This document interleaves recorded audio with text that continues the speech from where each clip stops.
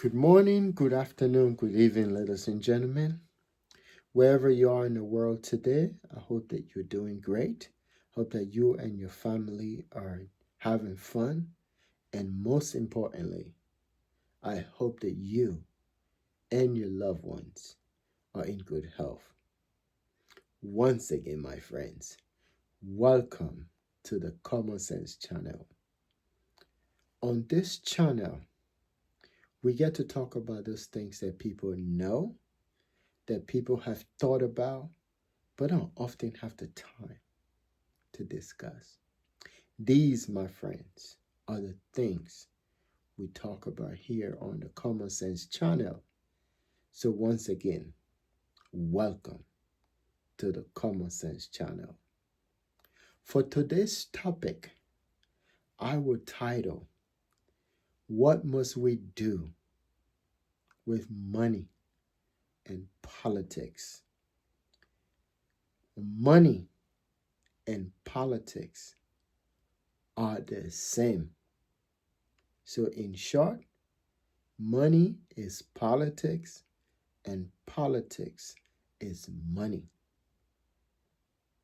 I remember as a little boy, I was think probably in primary school or secondary school, and the politician will come around and they'll come to the school when we have annual sports or just any occasion that's happening in the school year, and they'll come and they will give out these elaborate speeches, and they'll be talking to us, telling us, oh, you are the future leader of this country.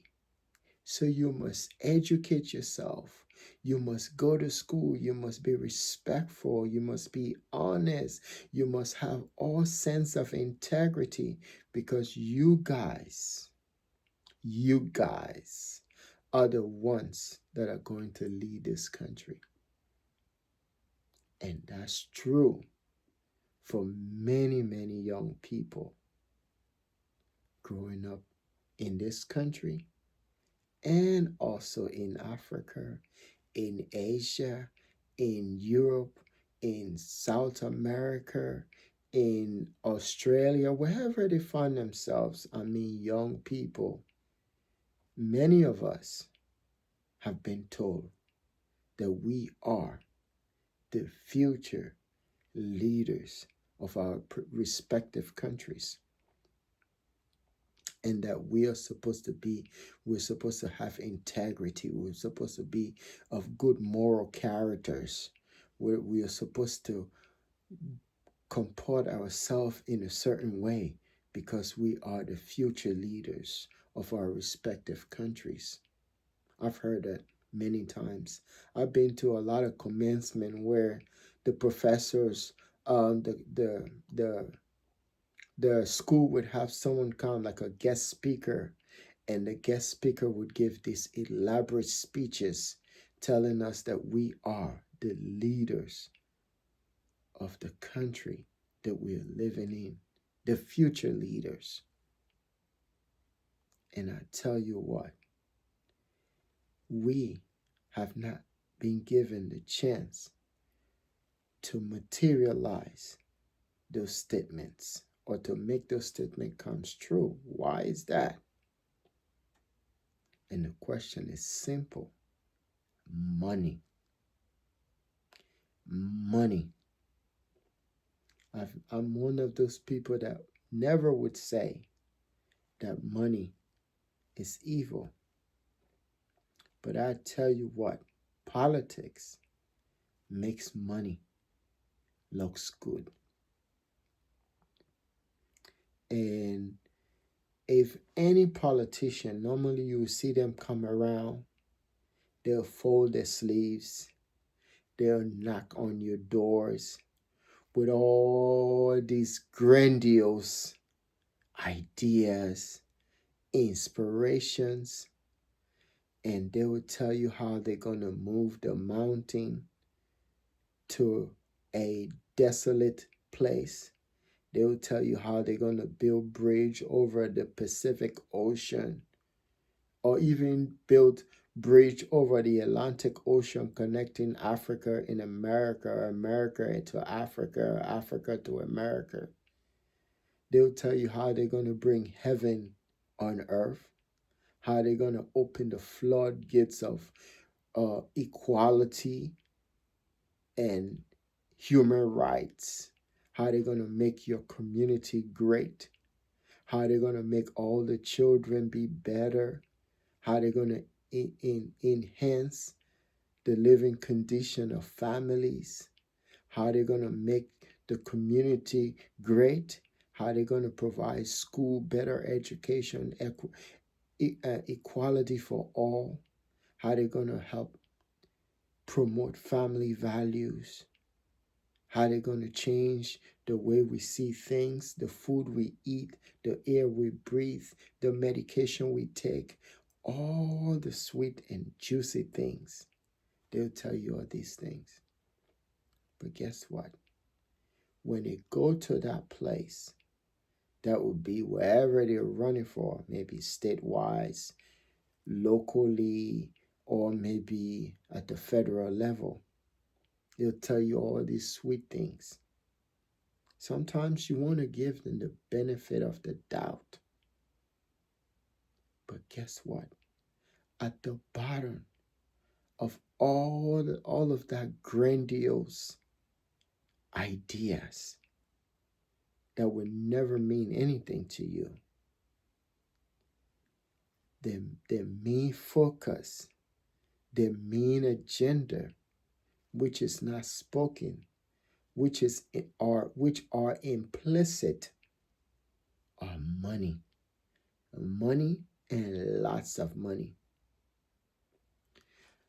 In the olden days, I like to say in the olden days, that would be around because when money actually came into politics, I mean, money has always been in politics, but the time in history, because I'm a lover of history, so I pay attention to these things.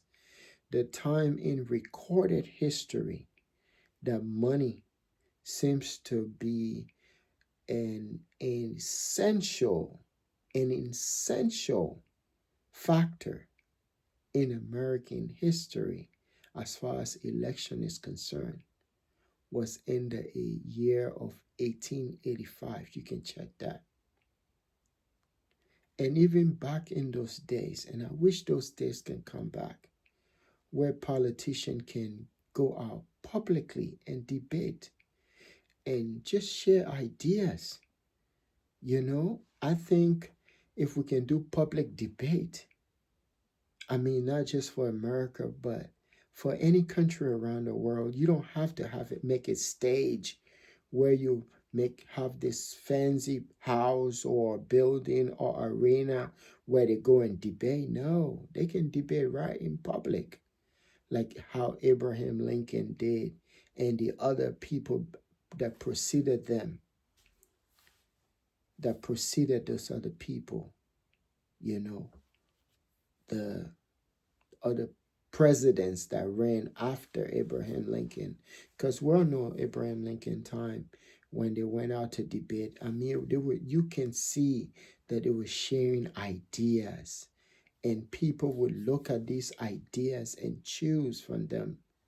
And if you find out most of the time they spend less money on a campaign. You understand? So that makes it easier for anyone who is an American or who is citizen of a specific country. You don't have to be rich.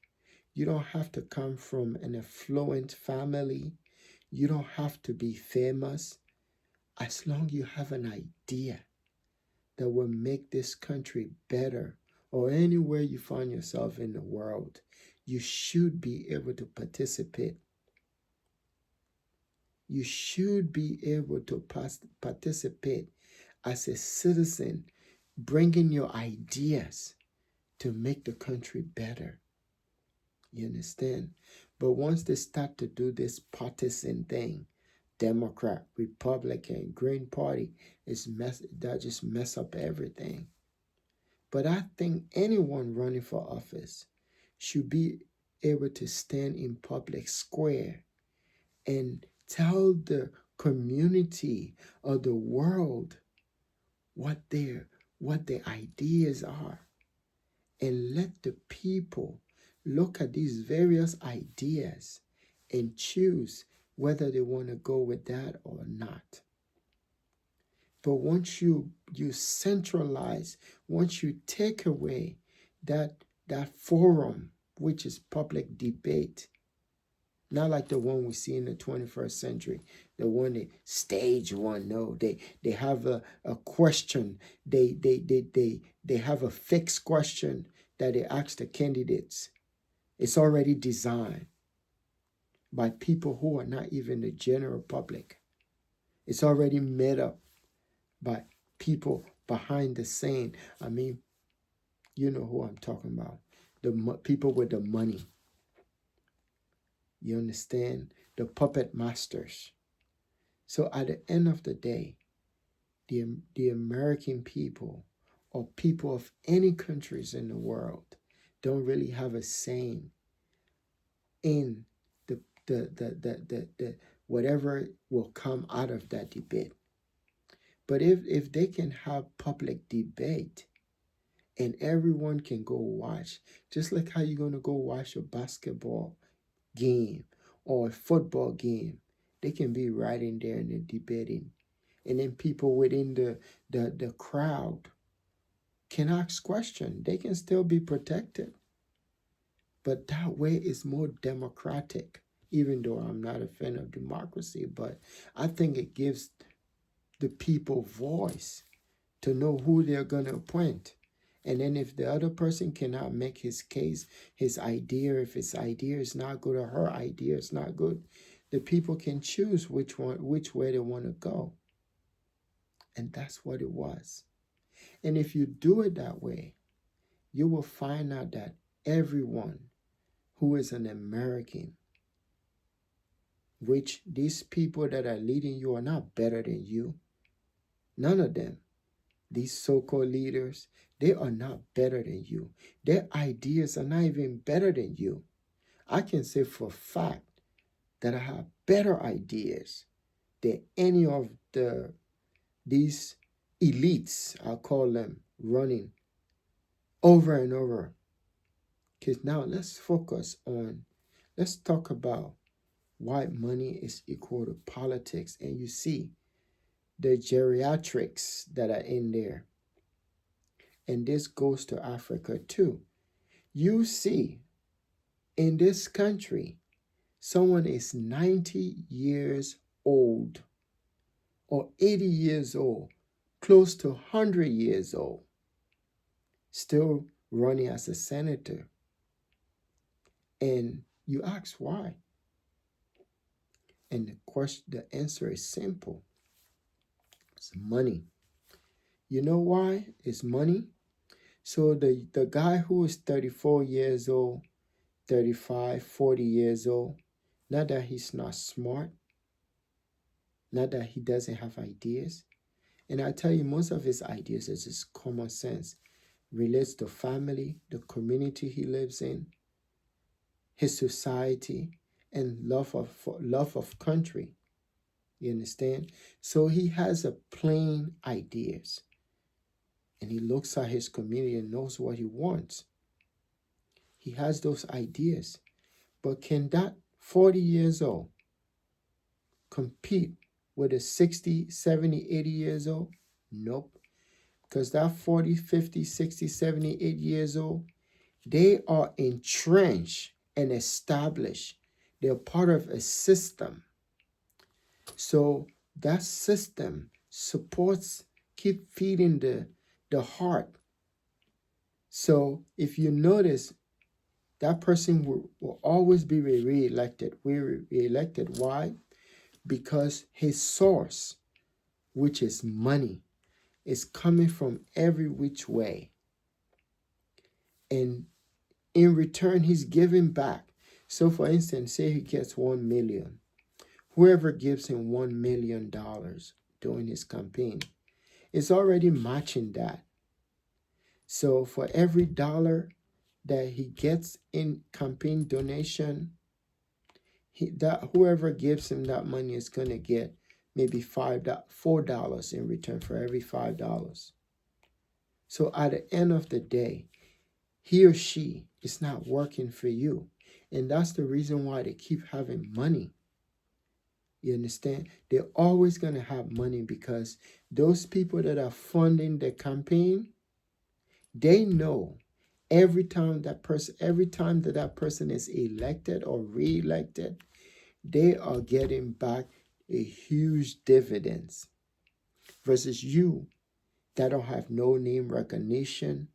No one knows you. You're just Joe the plumber or Joe the mason or Joe the carpenter. No one knows you. No one knows you, but you have great ideas versus the 80 years old dude that's been there forever. And my thing that I can't understand is why are people keep putting these people there? So I've been thinking about this thing for some time now. But at the end of the day, it all comes down to money. Because say the 40 years old who is Joe the carpenter, he decides to run. He doesn't have enough money to run. And not only that, he's not recognized. He's not famous. He's not a well-known person. So that guy with all these donors, with all these people facilitating his campaign, he alone with all that money can trash. It can bury Joe the carpenter. And Joe the carpenter won't be able to win. You understand? Because of all this money coming at him. So if you find out Joe the carpenter is going to be overspent by 20-1 during that election. And people, all the donors that are supporting this 80 years old, established, traditional candidate has been there forever, thinking that his grandparents own the thing. His ideas are old, they're dusty, but he's still there. Every now and then he comes out like Groundhog Day and say blah blah blah and goes back in his hole and then get reelected. And people can see why he's still there. And then every now and then, if he's black, he's probably going to use race. If he's white, he's afraid to use race. You know, and we see the same thing in Africa too. In Africa is even worse because in Africa, in this country, at least they try to hide it a little bit. Sometimes they be like, I don't care. But they try to hide it. So they wouldn't take the money like that. Maybe it goes through the campaign or it goes through something called gratuity, or they have that person give them. Sometimes they just have the donor just spend it, like take on like ads, and then they just say terrible things about Mr. Joe the carpenter, and Mr. Joe the carpenter can't even defend himself because he doesn't have that kind of money. And in Africa, it's the same thing. But in Africa, they just take that money and you see that person, he's like 90 years old, still running for office. And for some reason, these people, they are the elders. Like, they're supposed to leave. I mean, there's a certain age you're going to get to if you're not corrupt now. If you're true to yourself, I mean, there are senators and House of Representative members that are just plain honest. And they will, at a certain time, they'll just go away. They will just say, it's time for me to exit. I've served my country. And they'll just say, it's time for the next generation. If you notice those corrupt ones and entrenched politicians, they don't even try to even groom anyone. They don't groom no one because they don't want competition. Same thing in Africa. They don't groom. Look at the president. Our president now, the man is old. Imagine when people forget about age and wisdom. Forget about that nonsense. Age and wisdom has nothing to do with age. That's what it told us when we were little kid. Wisdom has nothing to do with age. You can be 18 years old and be wise. You can be 18 years old and be mature. And you can be 60, 70, 80 years and be unwise and immature. So you understand? And if you have an old president, what do they have to lose? That's the whole essence of this thing. You see them in Africa too. Another case study. You see them in Africa, they're like in the 80s and they're still in office. And the only reason why they're there is because of money. And they're using their money to buy power, to keep certain people in places so that they keep maintaining that power. And meanwhile, the masses are just sitting there, the young people that they told since the time they were in elementary school that you are the leader, the future leader of this country. And they're just sitting there and say, when will be my time? And they have great ideas, but the ideas die with them, just like the future. When these old people, I don't have anything against old people, but I know at a certain age, an old man that used to be active in bed would say, no, it's time I let the old lady rest. Old lady, you have to have your own room. This is my own room. I'm chilling now. I've been there. I've done that. I'm tired. I'm retiring. I don't know about these days, old people now, or older men, they be running all over the place. They be on YouTube, Facebook, watching the big booty ladies too. But yet, it's time. There's time for everything. And that's the essence of my video. But I can understand why they're there, why they're entrenched, why they're traditional. And the thing that upset me is they are not moving the world forward. They're still stuck in the past. And the young people, have you ever seen a young CEO take over a company? Young people don't play, man. We want things to happen now. You know? And then if you look at just not just in America, I mean, if you look across the globe, it's run by old people. It's like the old people they're not even thinking about their legacy. You know, when you get to a certain age, the thing you start to think about is, what can I do in these few years that I have left that when I leave, people can remember me of? That should be your legacy.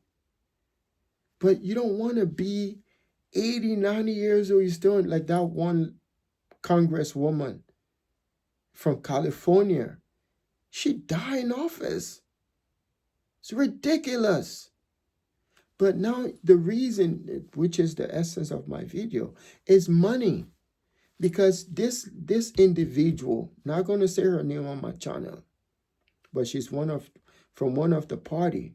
This individual was so entrenched that she had strings all over her. And those strings came with money.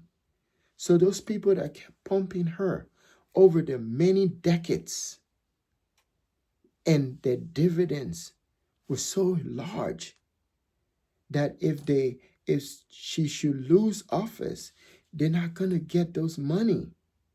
So they kept pushing her in. And my thing is, the people that she is, her constituents, why couldn't they see that this person is entrenched and whatever she's doing is not benefiting them at all?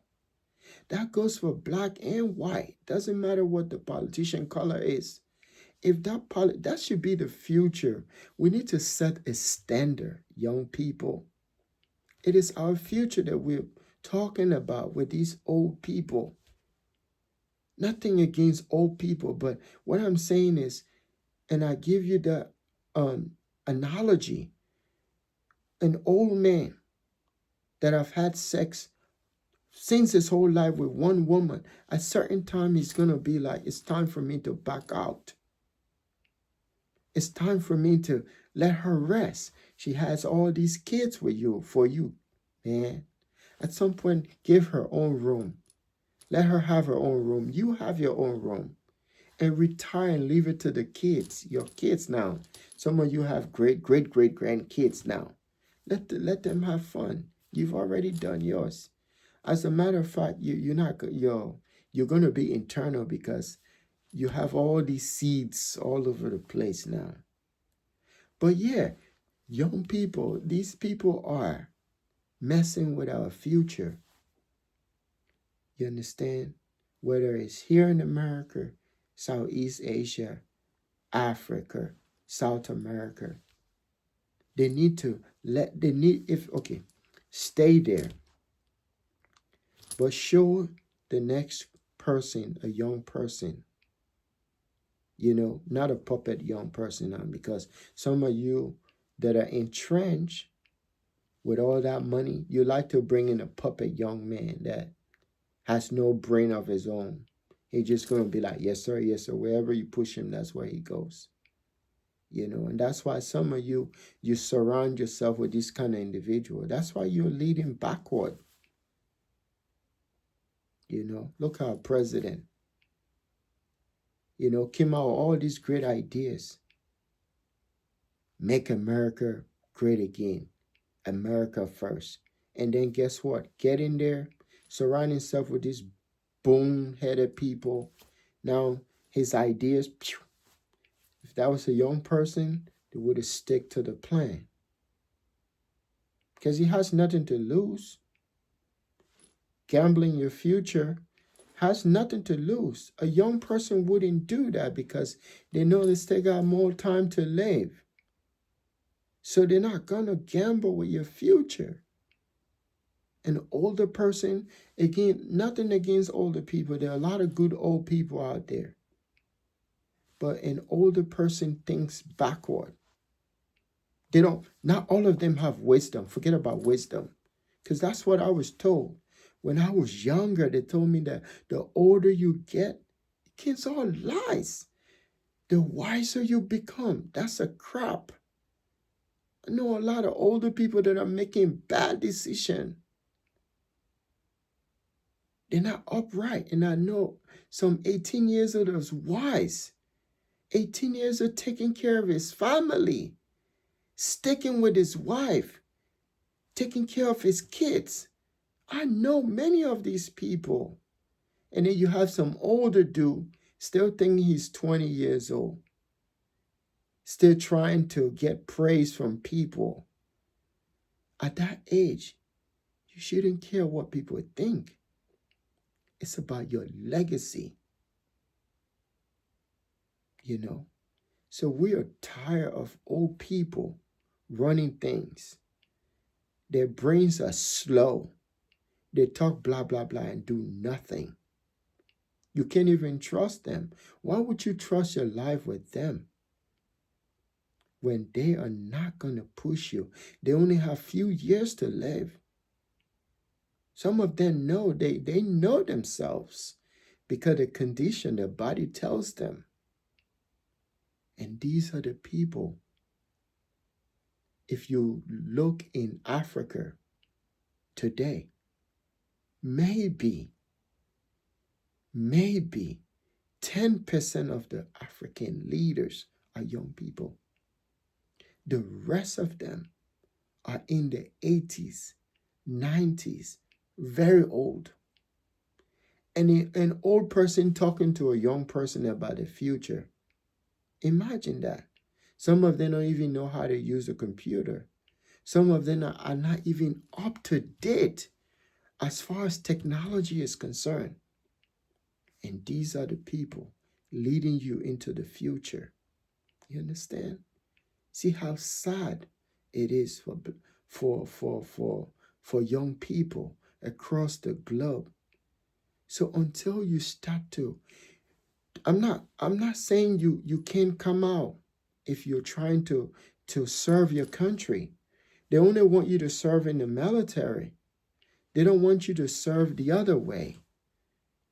Using your brain, this right here, to think about the future for the next generation. That's what their generation did. Those ones that are old now in office, they were the ones on the streets during the Vietnam era or during the civil rights movement. Here in America, across the globe, they were the ones everywhere yelling. And today, they're in office and they want to stay there for the rest of their lives. And they don't want to give chance to the young people. Sometimes I do blame them because at some point you're going to call it off and you're going to give it, you have to groom someone into that. But if you're not grooming anyone, if you're going to groom a puppet, then we don't want a puppet. We want people that thinks for themselves in office. And black people, if you're going to vote for someone, don't vote for someone on the basis of their color. Vote for someone on the basis of the way they think. Then you'll get things done for you. White people, the same thing. Hispanic, Asian, whatever your race is, your color. When you vote, don't vote based on the color of the skin of the person. Don't vote on the basis of their ethnicity or wherever they came from. Vote because they think like you. That's your commonality. As I've said in previous video, diversity does not have anything to do with the color of your skin. Diversity, my friend, has everything to do with the way you think. When a company hires people from other countries, what do you think that company is benefiting from? It's not the color or the countries they're from that company is benefiting from. The company is actually benefiting from the way all these people that are from various countries think. And when all those thoughts and ideas on how to work and make that environment productive, when they all come together, it's spark and it's great, and it's productivity. That's what company hires. Diversity of people, not because of their color. And I don't think that should be. So what I'm saying is when you're voting for election, people, let money be a secondary thing. I know in our world today, I've seen campaign where they spend, like the previous election cycle we had, some party raised $1 billion just for presidential election in 1885. You can check this out. The total amount in that election that was spent by the Republican, I think Republican or Democrat, it was less than 900 million. It was like 900,000 US dollars, not 900 million. 900,000 US dollars. Today, that money would be at least about, based on inflation, probably $2 million. Just imagine continental America, that would be the entire United States, 1885. Imagine that. So if someone can run a campaign like that, you're going to have one or two people. If you take $10, $15 from the public, you can run on that without no outside people now, because those outside people that are coming in, those are the people that you will be working for. But if you are getting your donation from the public, that's who you're going to be working for anyway, not from any outside interest. Because those outside interest people, they are the one that do the odds, the $2, $4, $5, $10 million odds on their opponent. And at the end of the day, every dollar those people spent, they're gonna get $5 back. And and I don't want to say this, but I will say this. I think if any young person wants to run for office in this country that has great ideas that want to serve this country, you should advocate every day of your young life that money is removed out of politics. I know it's a taboo, but if it's possible, these old people in Congress, both houses, maybe they can. I mean, you see the young ones now, they are on fire. You know, there's this one lady, I'm not going to say her name, but she's in the Republican Party. She is sticking it to them, man. Like she is speaking, you know. I think something Taylor is her last name. First name is Green. She is on fire. You know why she's on fire? Because she's young. Young people don't have time to waste. Everything for young people is like urgency, emergency. And these geriatric people, they are slow. Not to be disrespectful or anything like that, but they are slow to do things. They are conservative. They don't like change.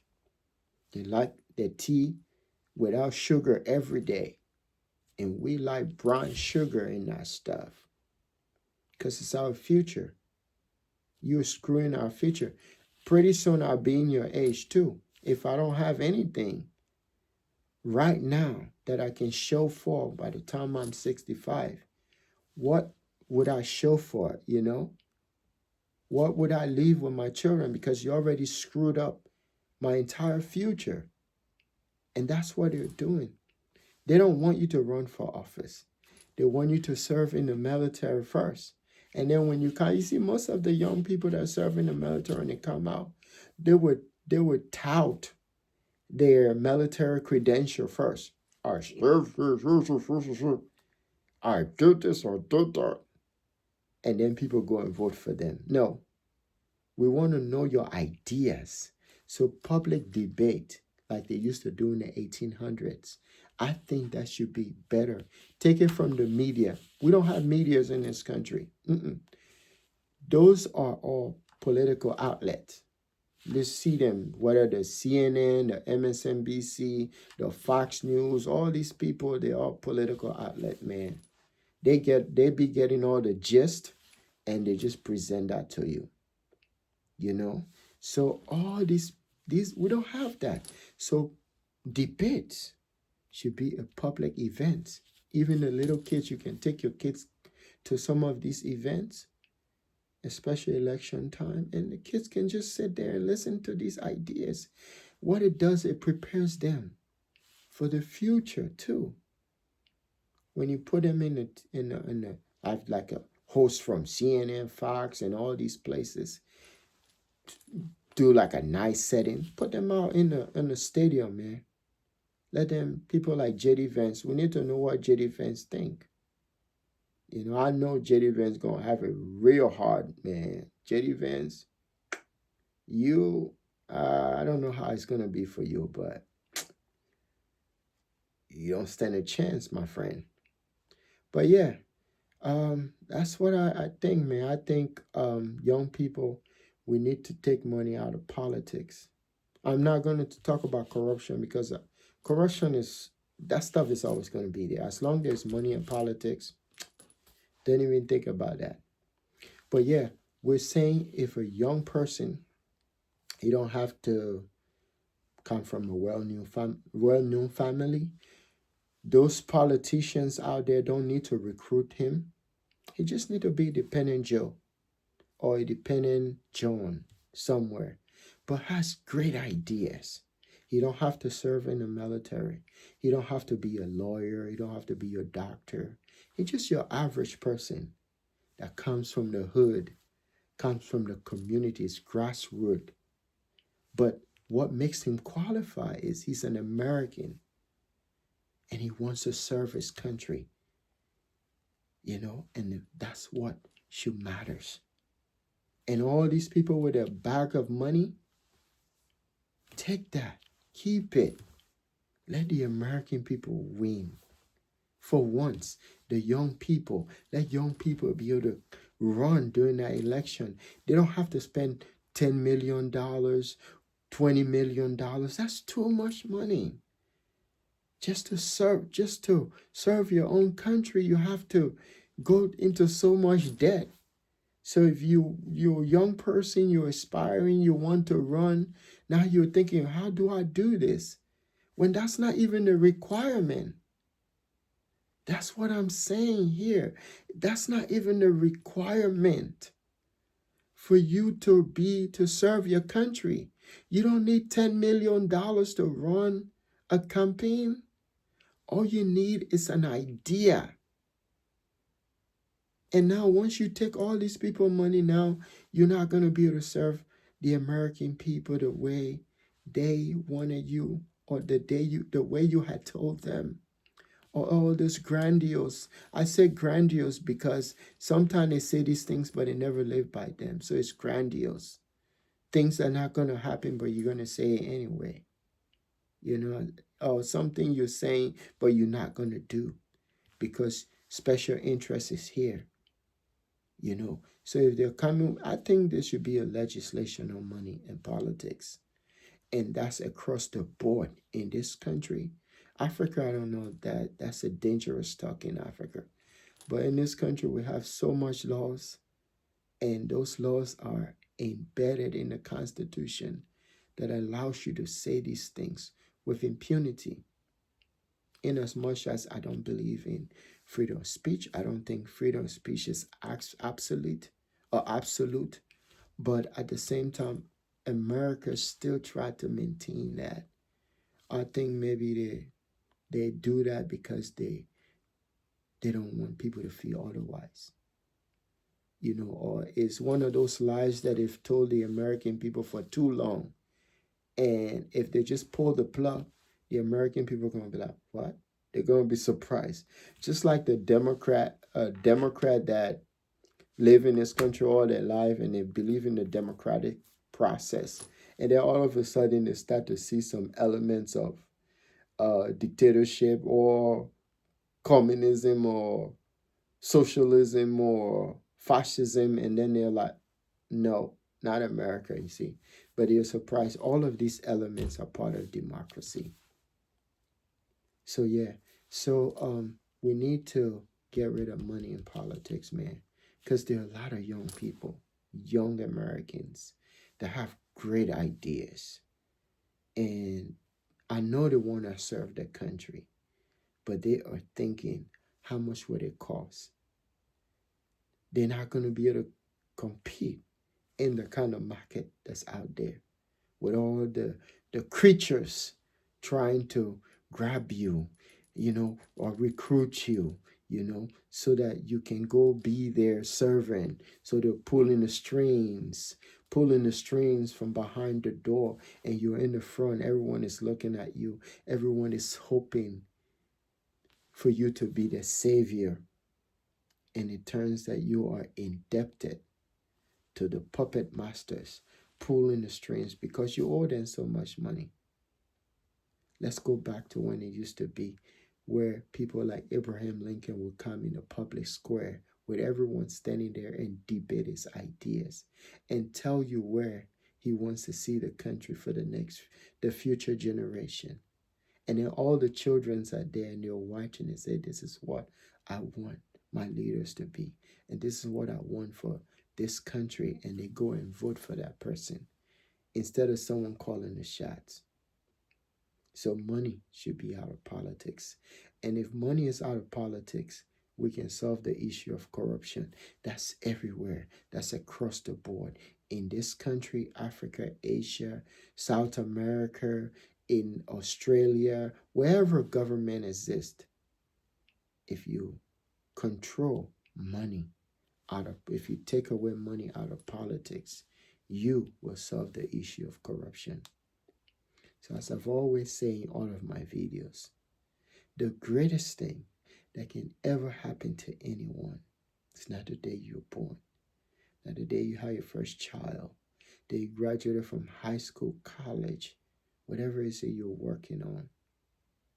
The greatest thing, my friend, that can ever happen to anyone or you is the day you discover yourself. Because the day you discover yourself, you will see that it's time for you to serve your country. And it's time for you to advocate that money be removed out of politics so that good people with good intention for the future of this country and anywhere you find yourself as a young person is the right way forward. I hope that you are learning from these videos, and I hope that you and your family are safe and most importantly are in good health. Thank you and have a pleasant day.